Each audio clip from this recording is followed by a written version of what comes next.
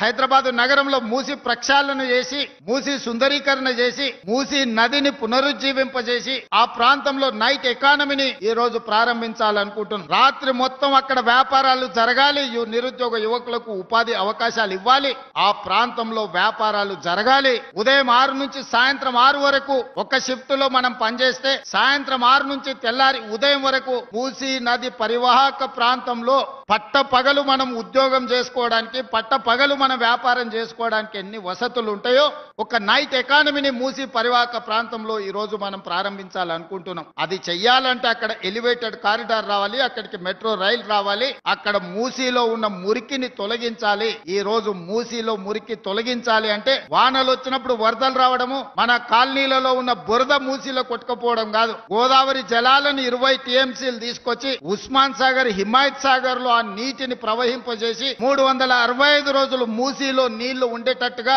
River front develop చేయడం ద్వారా మన తెలంగాణ రాష్ట్ర ఎకానమీని ఈ రోజు ప్రపంచంతో పోటీ పడే విధంగా తీర్చిదిద్దాలనుకుంటున్నాం.